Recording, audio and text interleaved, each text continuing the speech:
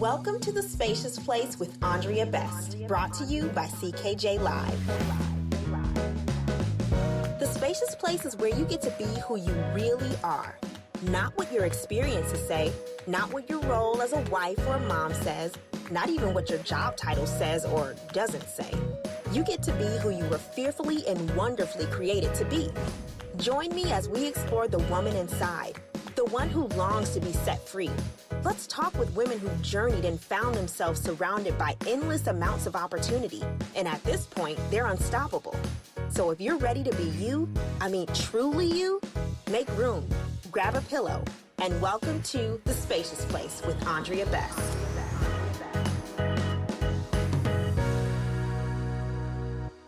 Welcome to The Spacious Place.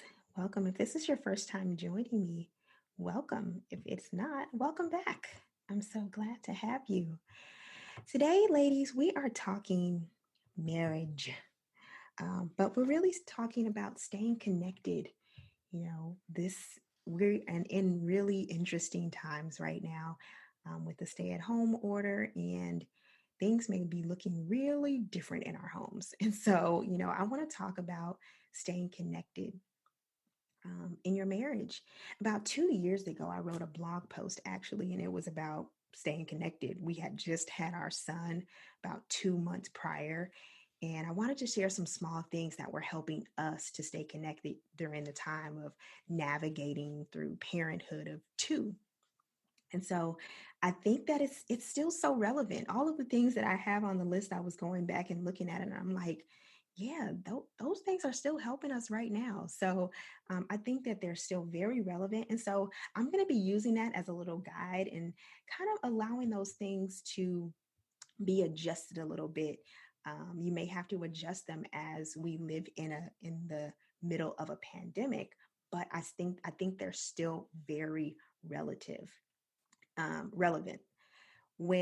Whether you're, both at home right now, or maybe like me and my husband, he still goes to work as normal, but now I'm in the house all day long with the kids. And so we have to do these things. Like it's imperative that we do these things because we need to stay connected. So I'm going to be going to my blog post, and I want to share the things that I shared before, but just, maybe tweak them a little bit. And so the number one tip that I had was to celebrate small wins. It helps you to focus on the positives, because when I am feeling kind of defeated from the day, from being in the house all day with the kids, or feeling like I didn't get anything done, I can text my husband and say, you know what? The kids ate all of their lunch today. They had a PB&J, they had some apples, and they had some yogurt, and they ate all of it. And he'll text me back, good job, mom, or, some type of funny GIF. But that helps. It helps me. It helps me to stay focused on the things that went right. And so I would say celebrate those small wins. They help you focus on what's going right instead of what is going wrong. It also keeps you from feeling like you're not doing enough. I know that we talked about this when I was talking to Leanne about, just striving and striving and striving. But when you're focusing on the positives, when you're celebrating the things that are going right, it keeps you from feeling like from feeling like you really have to keep doing and doing and doing. If you see that you have been doing good, you've been doing a good job, you have been really putting in work. As much as we want to think that we aren't doing anything, we are. And so we have to celebrate the small things. Those small wins are all a part of a bigger victory. And so those should be recognized. Okay, so my number 2, the second thing, is have date nights often. Again, this is still relevant, but this is one of the ones that's gonna look a lot different. Me and Ray are so used to going on dates. We had scheduled date nights twice a month. Every other Saturday. We usually go to church on Saturday evenings. My mother-in-law babysits our kids, and every other Saturday we would give them a little something to eat, make sure they were good for a little bit longer, because after our church service, we would go out to dinner, and just have a good time, go out on a date. And obviously, we can't do that now. And so our creativity has skyrocketed because both of us value our intentional time together. Um, we don't really just want to just sit in the house and watch TV and maybe just happen to fall upon a good movie. That's good sometimes, but I value intentional time together. And so we have been really coming up with some creative ideas. My husband came up with a sip and paint night. And so he went to the Dollar Tree and picked up some craft paint, some whiteboards, and some dollar paint brushes, and picked up some wine. And we had a sip and paint night. And it was a lot of fun. Probably one of the most fun dates we had, because we were intentional about it. I am actually going to surprise my husband actually this week with a pedicure. He works really hard and he's on his feet almost all day. And so I ordered a little pedicure set from Amazon. It was probably like $6. I ordered some foot scrub and one of those foot baths that you can turn on and it kind of gets the bubbles going and stuff. I'm going to do that for him and I'm going to give him a legit pedicure. And I really hope that he enjoys it because I'm enjoying planning this date. Okay. There was another time that he found a comedy show and we got dressed up. We put on jeans and t-shirts, which is a big step up from our regular, leggings and sweats and stuff like that. So we put on clothes, I put makeup on, and we went downstairs to our basement and we watched that comedy show. And it was fun. You don't even have to buy anything.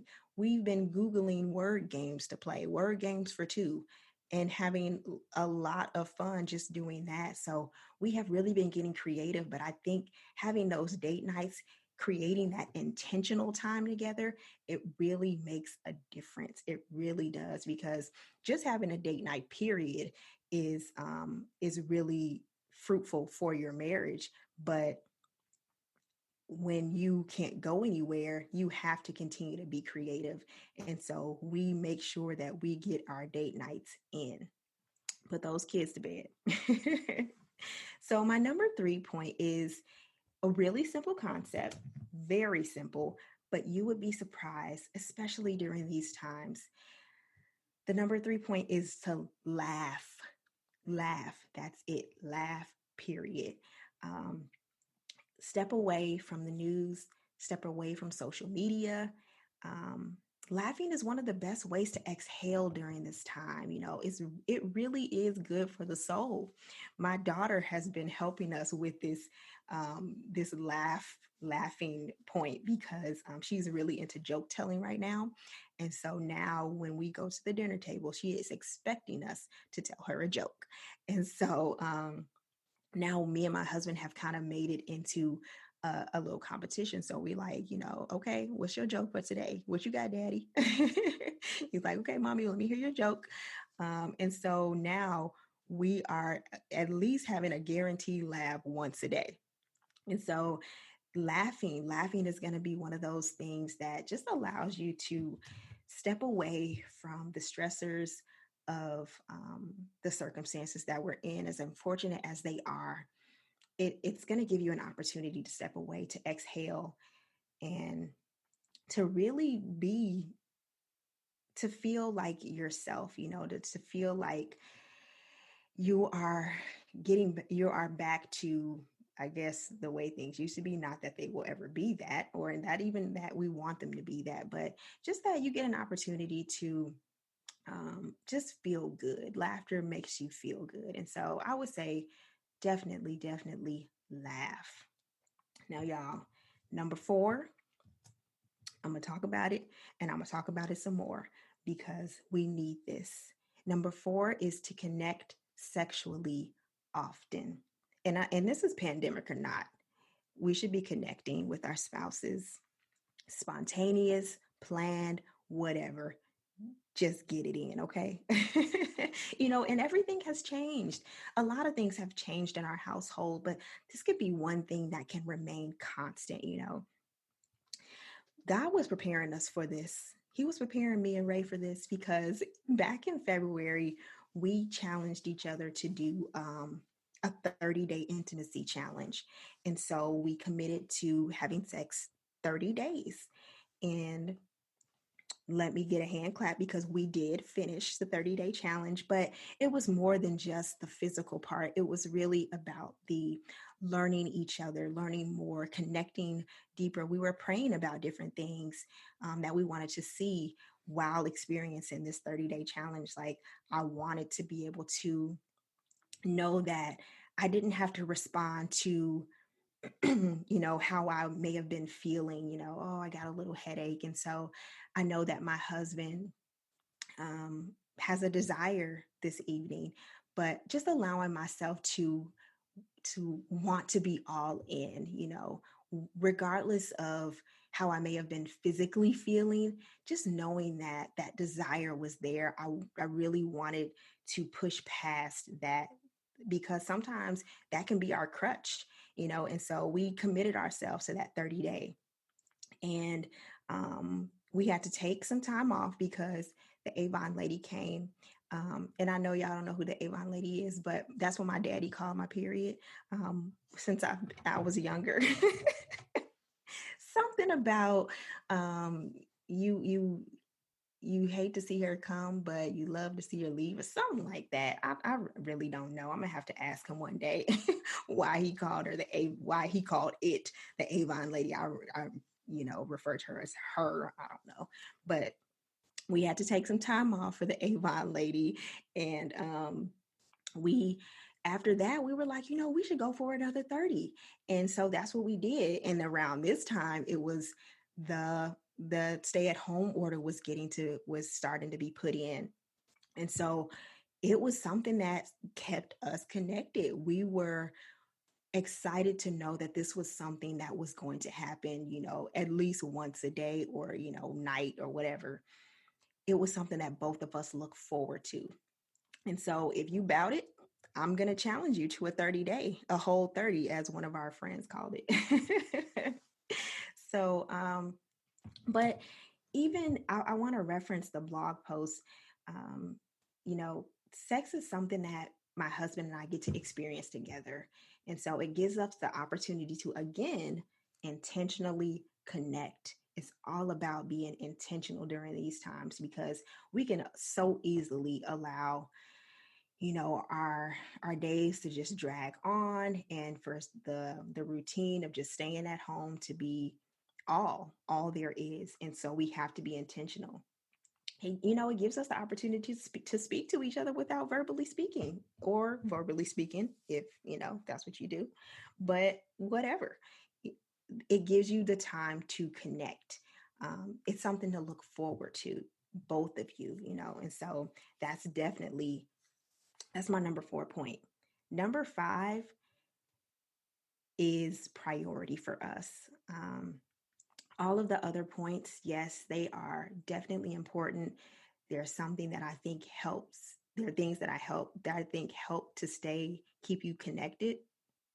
But number 5 is priority, and that's worship and pray together. Again, pandemic or not, this is priority for us. This covers our family. It covers our marriage. It just brings us closer, ladies. When we're praying and we're worshiping together, it doesn't matter what's going on. I can be feeling defeated. He could have a hard day at work. We could be getting on each other's nerves, but when we go to pray together, we walk out like, okay, we got this, we can do it.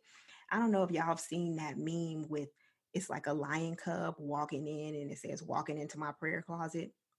And then when he walks out, he's a full grown lion.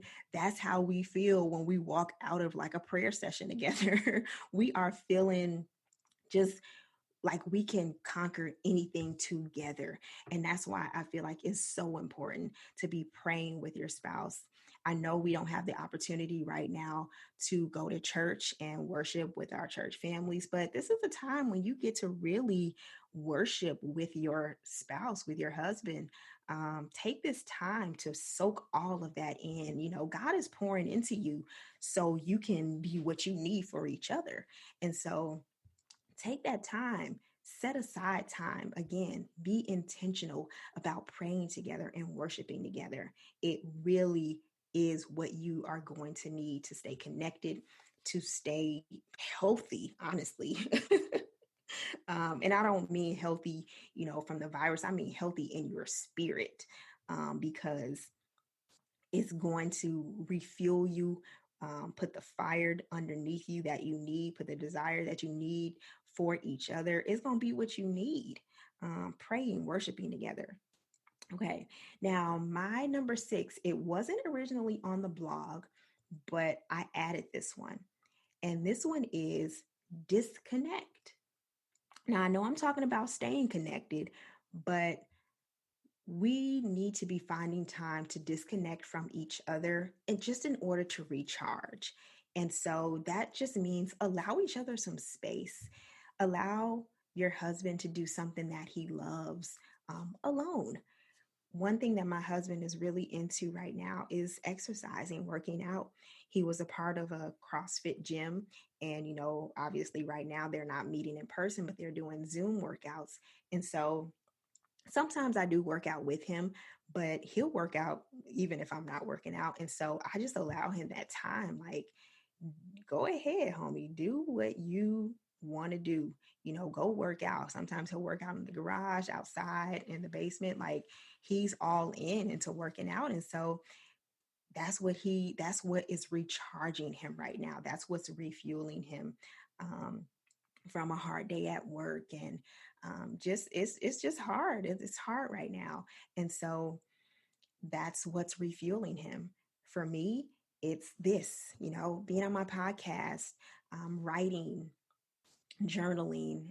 I love to get up in the morning and journal, and so that's the time when I need to disconnect and recharge. If I need to do something that is going to be during the day, and he takes the children, he'll go downstairs, make sure they're not bothering mommy so I don't have to answer to mommy for about an hour or two. He just allows me that time to just have some space to myself, and I think that's important. That's going to be important right now, because especially if both of you are at home, when you are all up in each other's space, and it's not something that we're used to.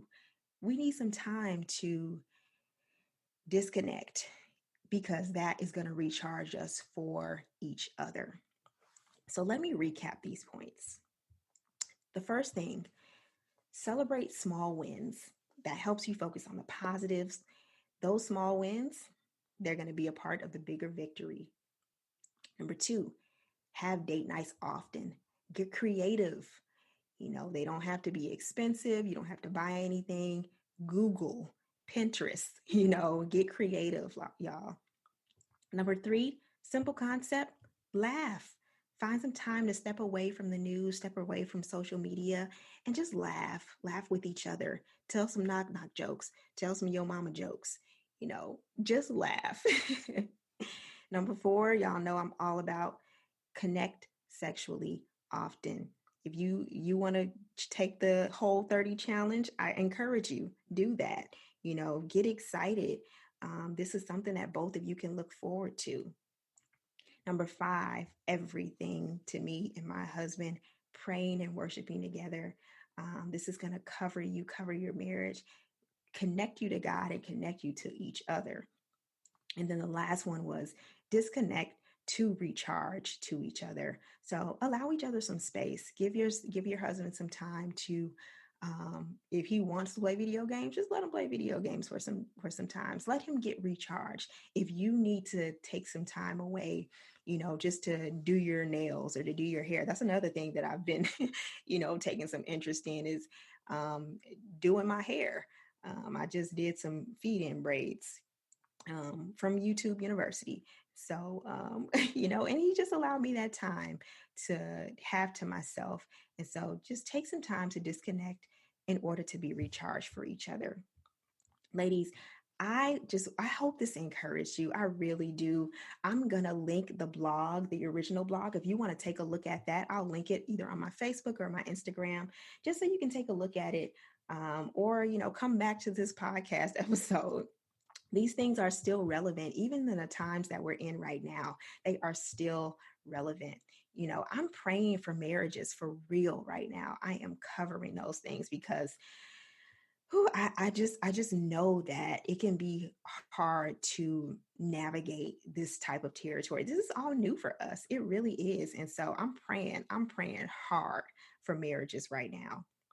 It's easy to look at our current circumstances, and allow those things to frustrate us and to overwhelm us. But I want to encourage you just to extend your view, see past right now and pray, y'all. I hope this was helpful. I want y'all to stay encouraged and stay connected and do that Whole30 challenge. But until next time, ladies, this has been The Spacious Place with Andrea Best. You've been listening to The Spacious Place with Andrea Best, brought to you by CKJ Live. Psalm 118:5 says, "When hard pressed, I cried to the Lord. He brought me into a spacious place." Come back and join me as we make more room in our lives to be the women we were created to be. Let's live in the spacious place.